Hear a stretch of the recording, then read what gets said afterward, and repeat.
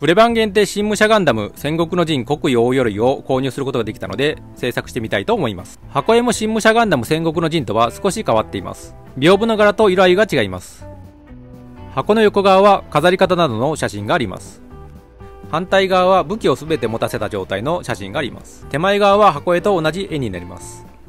蓋を開けて中身を見てみます。13袋19のパーツと屏風カードが入っています。後ほど詳しく見ます。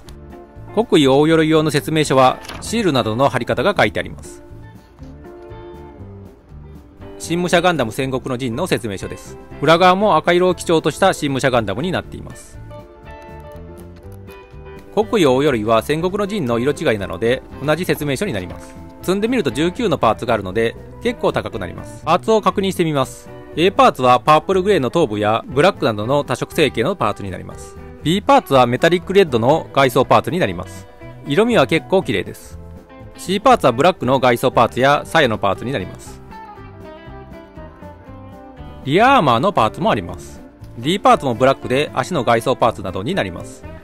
E パーツはブルーグレーの内部フレームのパーツになります。バージョン1イヤーウォー0079と書いてあります。ABS 樹脂製です。F パーツはブルーグレーでランドセルなどのパーツになります。G パーツはシルバーで外装パーツになります。脚部などの大きいパーツもあります。H パーツもシルバーで胸部などの外装パーツになります。I パーツはブルーグレーの内部フレームのパーツになります。ガンダムバージョン 1.5 と書いてあります。J パーツは脚部のフレームのパーツになります。ガンダムバージョン 1.5 と書いてあります。K パーツはメタリックレッドの外装パーツです。L パーツはライトグレーのパーツになります。M パーツはブラックのパーツになります。N パーツはメッキのパーツになります。注意書きも付属してあります。O パーツはメタリックグレーの武器のパーツです。ポリキャップは126番です。BA5 の A パーツです。台座のパーツになります。BA5 の B のパーツです。同じものが2枚あります。屏風などのパーツになります。マーキングシールとガンダムデカールです。はスタイルステッカーです。腕や足などに貼ります。カラーシールは銃などに貼ります。袋に入っているビスとナットです。札シールは2種類あります。最後に屏風カードです。2種類あります。戦国の陣とは図柄が変わっています。完成した状態です。可動域を見てみます。頭部は上側よりも下側の方が動きます。一周回すこともできます。腕は一周回すことができます。シールドは外側に動き、前後に回転させることができます。接続部分で外側に引き出すことができます。押し込めば戻すことができます。腕は外側に90度以上動かすことができます。可動域はかなり優秀です。この部分は一周回すことができます。肘の部分は最近のキットほどは曲がらないです。コテの部分は少しだけ動きます。ハンドパーツはボールジョイントなので結構自在に動きます。指の部分は付け根の部分から動きます。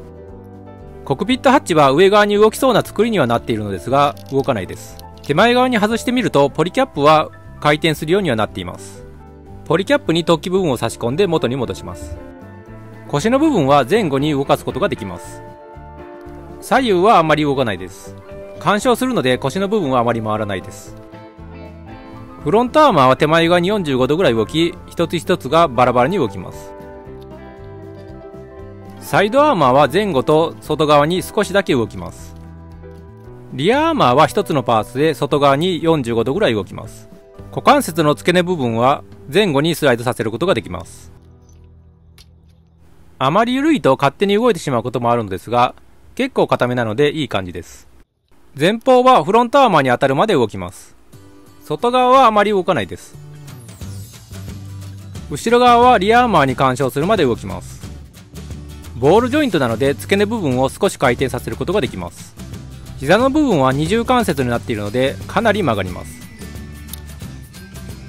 このパーツは上下に動きます。つま先部分は上下に動きますがかかとの部分は動かないです。足首の部分で上下に動きます。内と外にも少しだけ動き、少しだけ回転させることができます。外側よりは内側の方が回しやすいです。ランドセルのスラスターは上下に動きます。種子島の持たせ方です。ハンドパーツの突起部分に種子島の穴の部分をはめます。指を閉じれば持たせた状態の完成です。振ってみても落ちないので保持力はあります。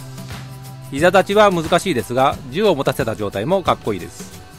種子島をマウントする場合にはランドセル部分のパーツを外側に展開します。銃をそのままはめればマウントすることができます。タッチ日輪丸です。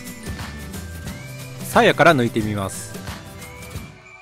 メッキ部分の輝きがいい感じです。少し指紋がつきやすいのが難点ですが、柄の部分に穴が開いていないのでハンドパーツにそのまま持たせます。指を閉じて持たせます。振ってみても落ちないので保持力はそこそこあります。刀をマウントする場合には鞘に戻して腰の部分に通します。これで腰にマウントすることができました。なぎなた電光丸です。刃の部分がメッキなのはやっぱりかっこいいです。ハンドパーツの突起部分にへこんでいる部分を合わせます。はめることができたら指を閉じます。これで電光丸を持たせた状態の完成です。振ってみても動かないので保持力はあります。マウントする場合にはランドセルのパーツを外側に回転させます。柄の部分をはめればマウントすることができます。槍三光丸です。メッキ部分の輝きが非常にいいです。穴が開いていないのでかなり持たせるのは苦労します。ハンドパーツに通してみても簡単に下側にずれます。なんとか持たせて振ってみても簡単にずれます。マウントする場合には先端の部分をまず外します。ランドセルの中央のパーツに通して先ほど外したパーツを元に戻します。槍は手に持たせた状態だと簡単にずれますが、マウントした状態だときっちりと保持されています。飾り方です。銃と刀台を中央に置きます。下側に太刀日輪丸を飾ります。上側には家宝種子島を飾ります。槍台には穴が開いてあるので先の部分をはめます。正面から見て左側に置きます。なぎなたも台の穴の部分に先の部分をはめます。正面から見て右側に置きます。中央に新武者ガンダムを置きます。最後にネームプレートを選んで左前側に置きます。これで新武者ガンダム戦国の陣国王鎧の飾り付けは完成です。このキットの感想です。アンダーゲートになっていない部分が非常に多いので、レッドメタリックなどのパーツは切り口が目立ちます。下地にシルバーを塗ってクリアレッドを塗れば隠すことはできます。武器を持たせる場合、日輪丸はまだなんとかなりますが、三光丸を手に持たせて保持するのは無理でした。和スタイルステッカーは見た目は非常にいいですが、時間が経つと剥がれてきます。全ての武器をマウントした場合、かなり派手になります。色合いは好みですが、飾っていると5月人形っぽくてずっと飾っています。ご視聴ありがとうございました。次回の動画もお楽しみに。